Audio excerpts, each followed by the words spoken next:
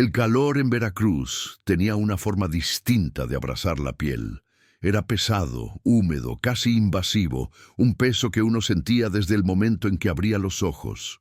En aquella madrugada de 1943, el puerto todavía olía a sal y a hierro, una mezcla de mar, carbón y sangre seca, el resultado de los tiempos en que México se había sumado a los aliados en la Segunda Guerra Mundial. Entre los barcos atracados en el muelle, una multitud se había reunido para recibir a un grupo inusual, mujeres alemanas que habían sido deportadas desde diferentes colonias europeas y ahora trabajaban bajo resguardo en proyectos aliados.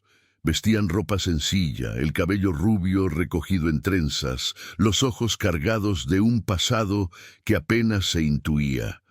Entre ellas destacaba Ingrid, una mujer de 27 años que hablaba poco español, pero lo entendía con suficiente claridad como para sentir cuando la miraban con curiosidad o con deseo.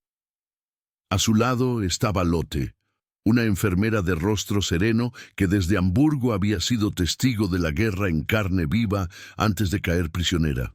México, contaba después con un dejo de ironía, le había parecido al principio otro frente de batalla, distinto idioma, otras heridas, otros tipos de soldados. Pero no se imaginaba lo que el destino le tenía preparado. «Nosotras no somos un peligro», murmuró Ingrid a su compañera mientras el oficial mexicano les daba instrucciones. «Solo queremos descansar, trabajar y desaparecer». Lotte asintió, aunque sabía que eso sería imposible. Las miradas de los hombres uniformados que custodiaban el muelle eran demasiado intensas, especialmente la de un hombre alto, de piel oscura y voz profunda, con insignias federales en su uniforme beige. Se llamaba Isaiah, aunque todos le decían el Federal Negro, mezcla de curiosidad y respeto, porque era hijo de un jamaicano migrante y de una mujer de guerrero. Fue él quien las escoltó hasta un pequeño alojamiento en las afueras del puerto. «Aquí estarán seguras», dijo, pronunciando cada palabra con calma, en un español pausado que apenas dejaba asomar el acento caribeño. Ingrid alzó la vista, sorprendida por la gentileza. En medio del mar de tensión, su voz sonaba diferente. Era cálida, sin amenaza, sin juicio. Unos días después, los rumores ya circulaban. «Dicen que las alemanas están bajo la protección de los federales aliados», comentó una mujer del mercado. «¿Y cómo no van a estar?», respondió otro. «Dicen que una de ellas no deja de mirar a uno de los soldados como si le debiera la vida». Antes de continuar la historia, si te gusta este tipo de relatos históricos con dramatismo humano y contexto real, suscríbete al canal y comenta desde qué ciudad o país estás viendo este video. Eso ayuda muchísimo a seguir contando historias como esta. Ahora volvamos al relato. La rutina de las mujeres en Veracruz era predecible: revisar inventarios, preparar comidas, limpiar el hospital de campaña. Lotte, por su experiencia médica, fue asignada a trabajar con Isaiah y su equipo en la enfermería improvisada del muelle. Allí aprendió a identificar los nombres mexicanos de los medicamentos, las palabras locales para heridas, fiebre, temblores. Pronto descubrió que Isaiah no solo era eficiente, sino profundamente compasivo. Atendía igual a pescadores golpeados por el mar que a soldados heridos por granadas en Filipinas. «En mi país», le dijo ella una tarde, «los oficiales no tocan a los heridos, solo dan órdenes». Él sonrió. «Aquí, si no lo haces tú mismo, nadie lo hace por ti». Ella lo miró trabajar en silencio. Sus manos eran fuertes, oscuras, cubiertas de pequeñas cicatrices. Le resultaba extraño que un hombre con tanto poder hiciera su labor con una delicadeza casi reverencial. El vínculo creció despacio, al ritmo de las mareas. Ingrid observaba desde lejos, reconociendo en los gestos de su amiga algo que iba más allá del agradecimiento. Una noche, Después del toque de queda, la encontró sentada en la cama, sosteniendo un cuaderno. «¿Qué escribes?», preguntó Ingrid. «Nada», respondió Lotte cerrándolo rápido. «Solo cosas que quiero recordar». En la portada, Ingrid alcanzó a leer: «Nunca me sentí tan segura». Los siguientes meses fueron una prueba de resistencia emocional. La guerra seguía su curso lejos de México, pero su eco llegaba en telegramas y noticias distorsionadas. Muchos en Veracruz veían a las alemanas con recelo, como si en sus manos se escondiera la traición de Hitler. Sin embargo, la presencia de los federales negros aliados, mexicanos, afrocaribeños y migrantes, generaba una mezcla de respeto y misterio. Eran hombres que habían sufrido discriminación tanto dentro como fuera del país, pero que habían encontrado propósito en servir. Cuando uno de ellos fue herido durante una patrulla costera, Lotte fue quien se hizo cargo de atenderlo. Isaiah, al verla moverse con precisión entre vendas y desinfectantes, sintió un orgullo silencioso. Al final del día, cuando la tensión bajó, se acercó a ella. «No necesitas agradecerme por cuidarte cuando llegaste», dijo sin mirarla. «Fuiste tú quien terminó cuidándonos a nosotros». Ella bajó la mirada. «No quería que me vieras solo como una alemana. Nunca lo hice. Te vi como una mujer que no debía cargar con la guerra de los hombres». La conversación fue breve, pero cambió el tono de su relación. Desde entonces, sus encuentros llevaron un peso emocional distinto, miradas que decían más que cualquier palabra. En un país ajeno para ambos, él, descendiente de expatriados, ella, exiliada de su propio origen, habían encontrado algo parecido a un refugio. Mientras tanto, Ingrid peleaba su propio conflicto. Atraída por Arturo, otro federal moreno de tez cobriza y sonrisa insolente, sentía culpa al permitir que el deseo se mezclara con la necesidad de olvidar. Arturo le hablaba de su infancia en Oaxaca, de cómo había aprendido a disparar a los 13, de cómo soñaba con abrir un pequeño taller de reparación de motores. Ingrid lo escuchaba fascinada, no por las palabras, sino por la vida que aún vibraba en ellas. Al cabo de unos meses, ambas mujeres habían transformado su destino en México. El pueblo comenzó a verlas con otros ojos, ya no como prisioneras, sino como trabajadoras. Aún así, los rumores no cesaban. Una tarde, un periodista local se acercó al cuartel.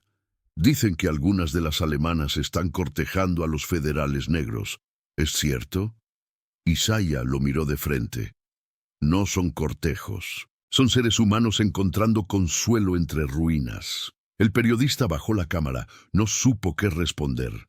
Los meses pasaron hasta que la guerra terminó.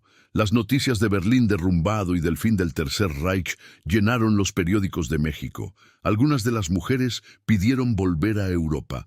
Otras prefirieron quedarse. Lotte y Ingrid estaban entre las últimas. Isaiah le ofreció a Lotte quedarse en Veracruz y trabajar en un hospital civil. «México no es fácil», advirtió, «pero aquí nadie te obligará a recordar tu pasado». Ella aceptó, y tiempo después se mudó a una pequeña casa cerca del puerto, la misma donde solía plantar jazmines en pequeñas macetas. Ingrid, en cambio, decidió viajar con Arturo hacia el interior del país. En los trenes que cruzaban los campos de caña y los pueblos de tejas rojas, sintió por primera vez en años que no la juzgaban por su acento. Años después, cuando alguien le preguntaba a Lotte por qué se había quedado tan lejos de Alemania, sonreía sin responder. Solo abría su viejo cuaderno, ya amarillento, donde aún se leía aquella frase escrita con temblor adolescente: «Nunca me sentí tan segura». Y mientras el viento del Golfo soplaba contra las ventanas de esa casa en Veracruz, era imposible no imaginar que su historia, la de una enfermera alemana y un federal negro mexicano, aliados por el azar y la bondad, se convirtió en un símbolo silencioso de reconciliación, en tiempos en los que la humanidad parecía haberse olvidado de sí misma. La calma que siguió al fin de la guerra no trajo paz completa. En México, los ecos del conflicto aún resonaban en los puertos, en los cafés, en las conversaciones entre comerciantes y marineros. Las historias de las mujeres alemanas y de los federales negros corrían de boca en boca, envueltas en curiosidad y en prejuicio. A Lotte le costó adaptarse a esa nueva normalidad. En el hospital civil donde trabajaba, algunos la aceptaban con cariño, pero otros la miraban con desconfianza, susurrando: la alemana. Isaiah, ahora asignado a la División de Seguridad Portuaria, pasaba días enteros patrullando los muelles. Aunque ya no vestía con el uniforme de guerra, su porte firme seguía imponiendo respeto. A veces pasaba por el hospital solo para verla, con cualquier excusa: un corte pequeño que pedía curar, una carta para entregar.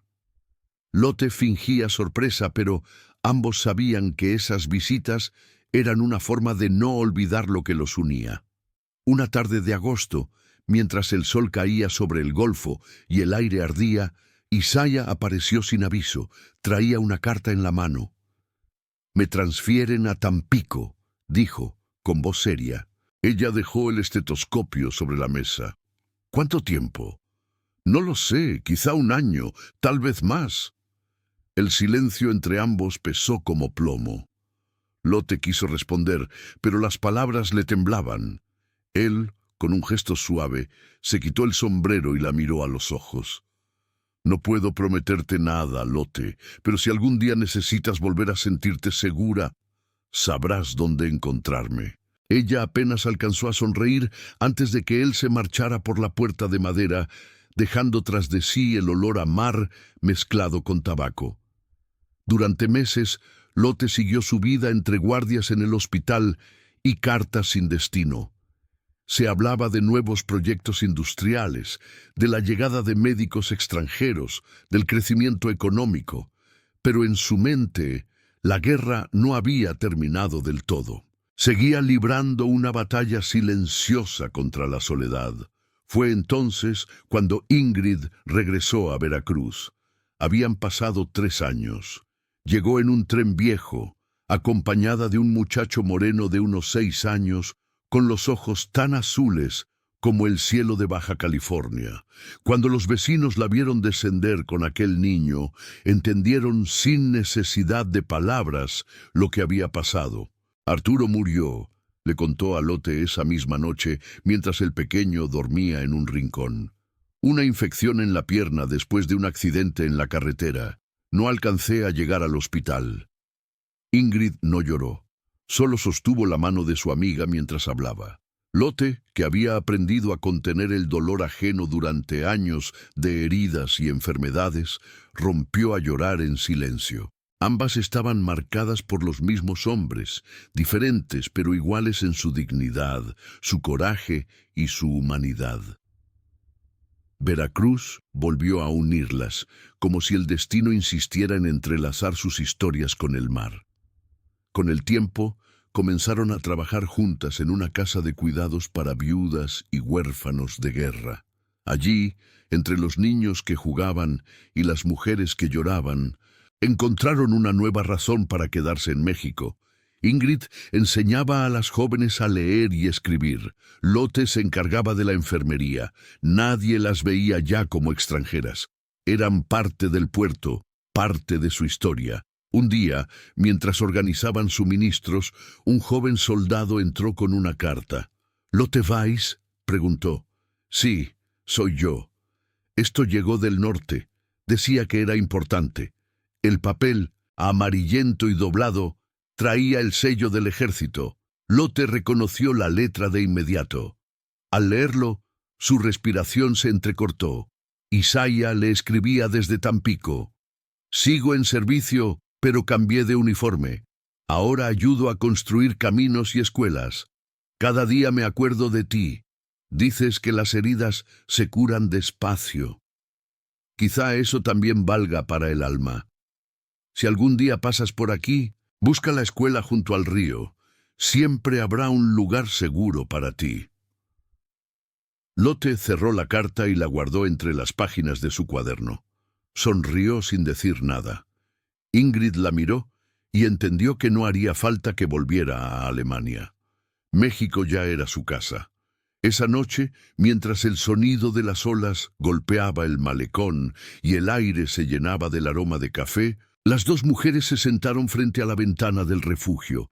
No necesitaban hablar del pasado, habían sobrevivido, habían amado y, sobre todo, habían aprendido a confiar otra vez. El niño de Ingrid dormía tranquilo, abrazando un pequeño avión de madera.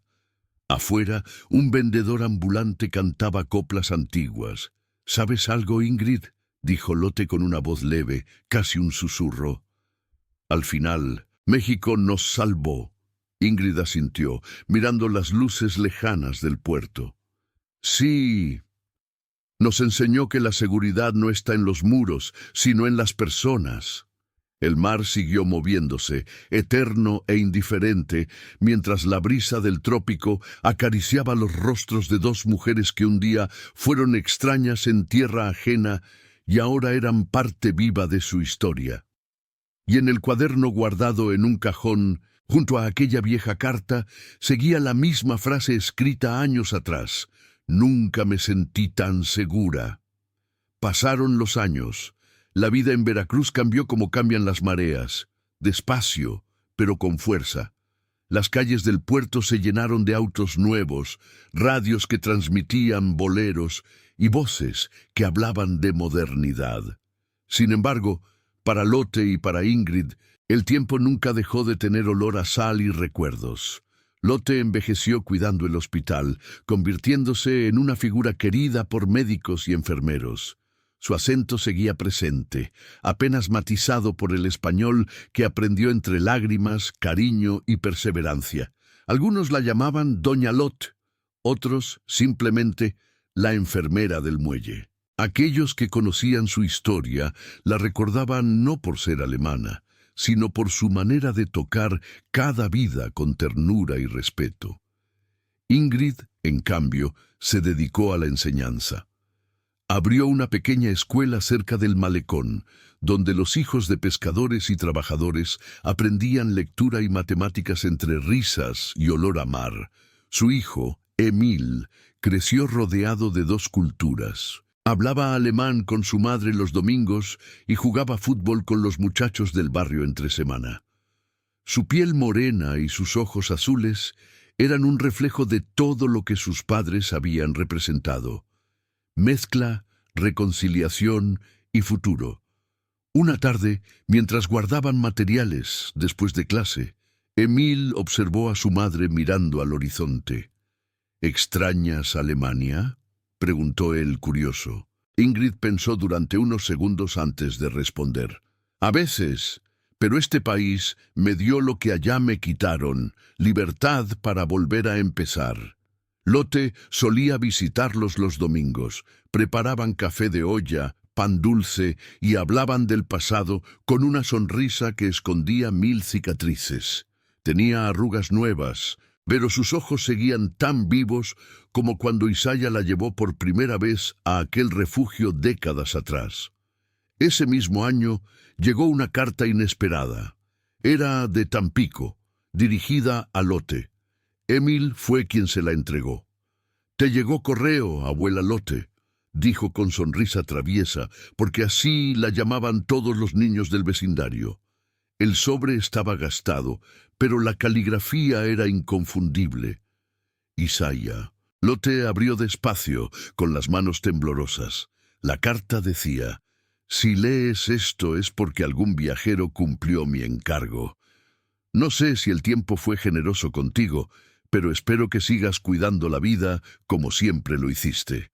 Aquí, junto al río, levantamos la escuela, le puse tu nombre, Lotte Weiss, en letras grandes, para que los niños sepan que la bondad no tiene color, ni idioma, ni bandera». Sus ojos se llenaron de lágrimas, pero no de tristeza. Era gratitud. Aquella noche no pudo dormir.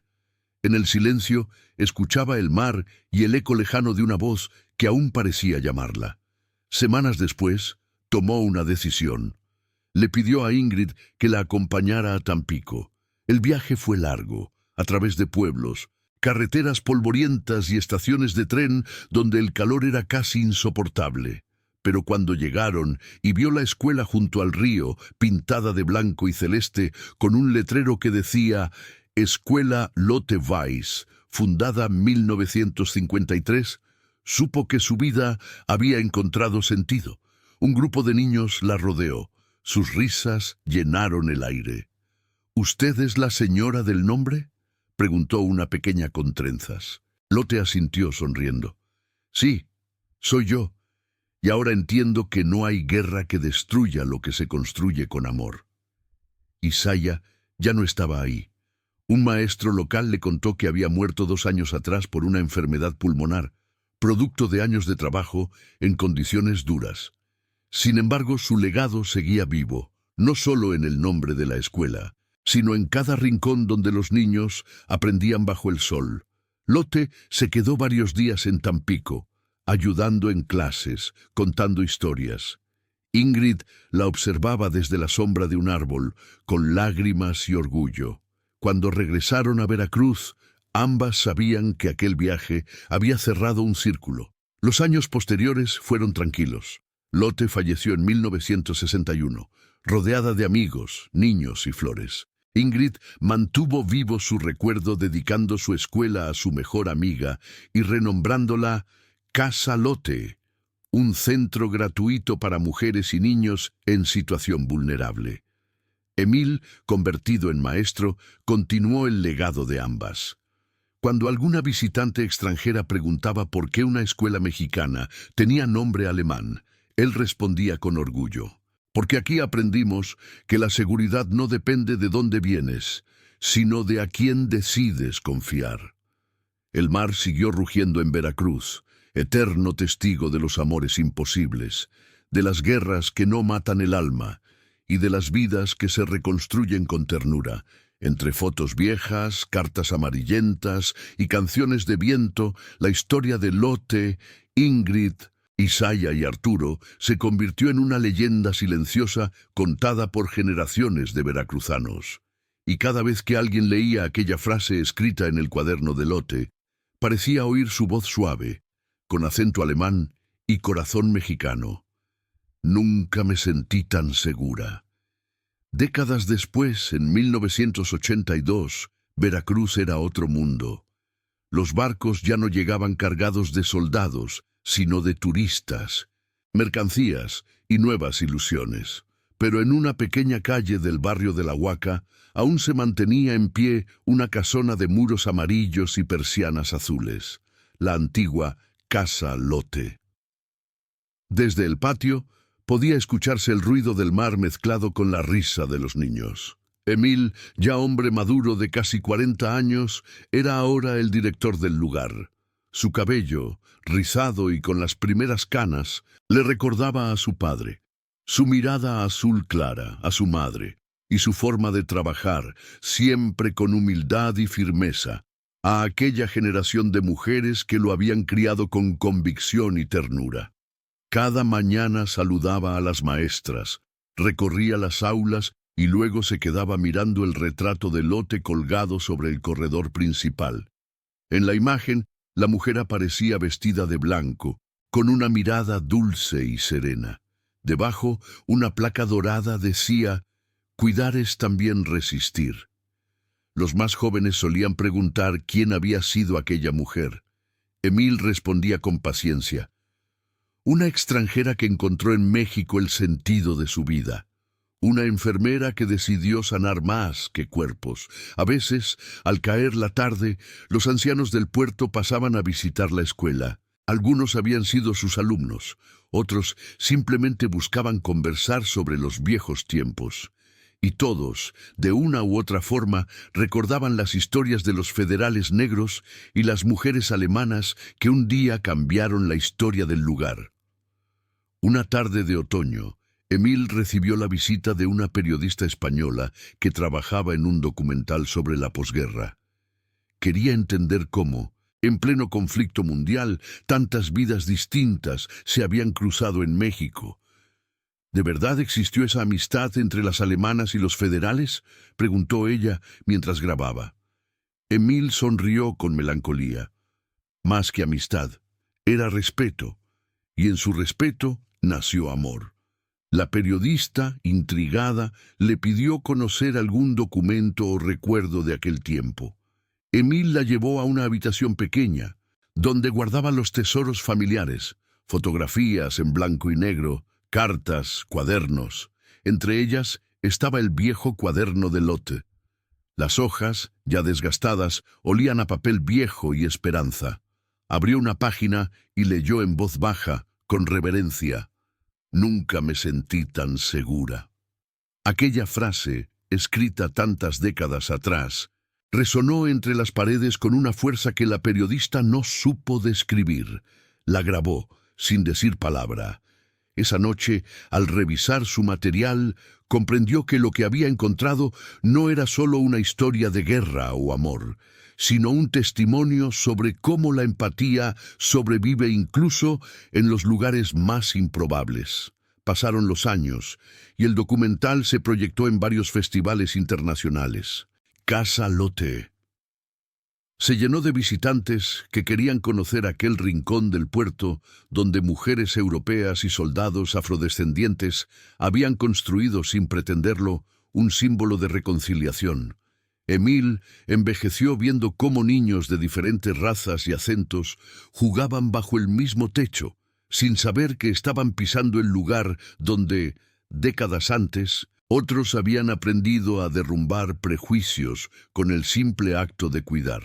En 2005, antes de fallecer, le pidió a una joven maestra, María, su mejor alumna, que prometiera mantener la escuela abierta, sin importar las dificultades.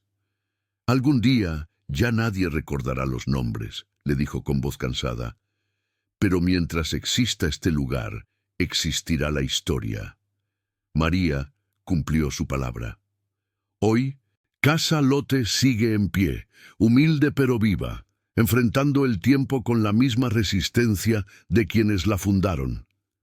En su muro exterior hay un mural colorido pintado por estudiantes. En él se muestran varias figuras tomadas de la mano. Una mujer rubia, un hombre moreno, un niño de piel canela, y sobre ellos una sola frase se repite, escrita en español y en alemán. «Nunca me sentí tan segura. Ich habe mich nie so sicher gefühlt».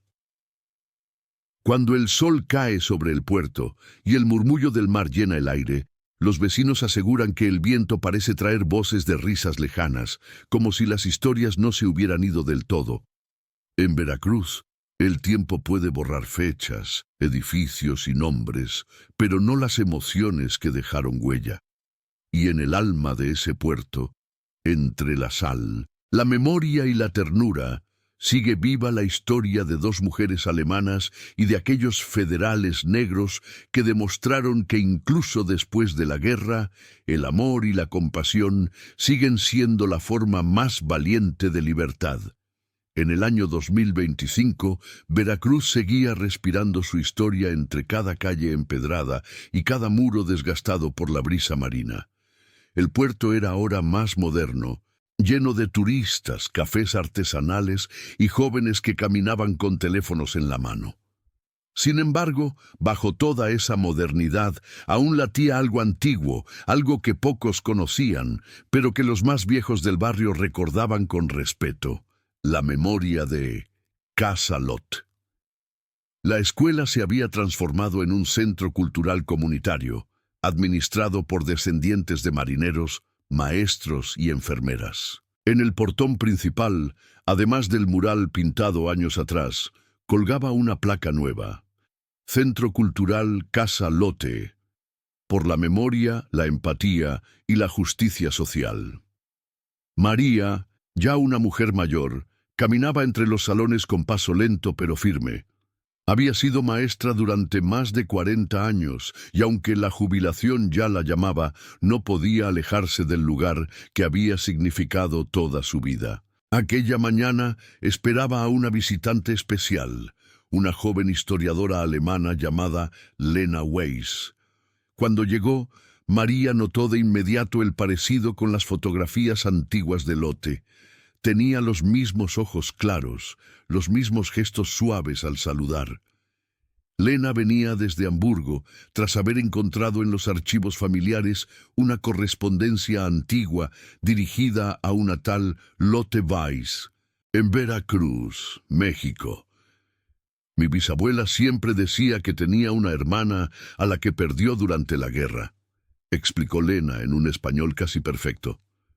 Cuando descubrí ese nombre en los documentos, sentí que debía venir. María la condujo hasta la sala de archivo. Sobre una larga mesa reposaban fotografías, manuscritos y pequeñas pertenencias, entre ellas el viejo cuaderno de Lotte, cuidadosamente conservado en una vitrina. Lena se acercó como si tuviera frente a ella una reliquia sagrada. —¿Puedo leerlo? —preguntó con emoción contenida. —Por supuesto —respondió María—. Ese cuaderno pertenece a todos los que creen en lo que ella representó. Lena lo abrió con delicadeza y se quedó observando la letra firme y cuidadosa. Al llegar a la primera página, las lágrimas comenzaron a brotar antes de que pudiera contenerlas. El texto seguía igual, intacto después de tantos años. Nunca me sentí tan segura. Su escritura es igual que la de mi bisabuela, susurró Lena. Es como si la oyera hablar. María le sonrió y le contó cómo aquella frase se había convertido en la base del lema de la escuela y más tarde del centro cultural. Habló de Lotte, de Ingrid, de los federales negros y de cómo Veracruz había sido un puerto de redención para tantas almas rotas. Al caer la tarde, salieron juntas a caminar por el malecón. El aire cálido traía olor a sal, tamales y música de marimba. La ciudad vibraba de vida, pero en su fondo seguía latiendo la memoria del pasado. Lena se detuvo frente al mural de Casa Lotte. Miró los rostros pintados, una mujer rubia, un hombre moreno, un niño sonriente, y extendió la mano hasta rozar la pared con los dedos. Mi bisabuela murió sin saber que su hermana había encontrado un hogar aquí, dijo con voz quebrada. Pero creo que estaría orgullosa. Y tú eres ahora parte de ese hogar, le respondió María. Las historias no terminan, solo cambian de voz. Esa noche, en un pequeño evento organizado por los vecinos del puerto, Lena presentó una grabación en la que narraba, en alemán y español, la historia de Lotte Weiss y de la gente que le dio una nueva vida en México. Cuando terminó, el público guardó silencio unos segundos antes de aplaudir de pie. Entre los asistentes había jóvenes locales, descendientes de pescadores afroveracruzanos, mujeres mayores con pañuelos blancos y turistas que habían llegado por casualidad. María, de pie junto al escenario, miró los rostros iluminados y recordó las palabras que Emil le había dicho muchos años atrás. Mientras exista este lugar, existirá la historia. El aplauso se extendió y en ese momento Lena levantó la vista hacia el cielo nocturno. Las luces del faro brillaban sobre el mar, igual que en los años 40, cuando Lotte e Ingrid habían pisado por primera vez la tierra mexicana. Y aunque nadie lo dijo en voz alta, todos los que estaban allí sintieron lo mismo, que el puerto, más que nunca, seguía siendo un refugio. A la mañana siguiente, Lena visitó el cementerio donde descansaban Lotte e Ingrid, una al lado de la otra, bajo un árbol de bugambilias. Dejó sobre la tumba un pequeño ramo de flores blancas y una nota escrita a mano. Gracias por recordarle al mundo que la seguridad no se encuentra en la patria, sino en el corazón que decide amar. El viento del Golfo sopló con suavidad, moviendo las ramas del árbol. Entre el murmullo del mar y el sonido distante de las campanas de la catedral, pareció oírse, apenas perceptible, La voz serena de una mujer que muchos años atrás había cambiado para siempre la historia de Veracruz. Nunca me sentí tan segura.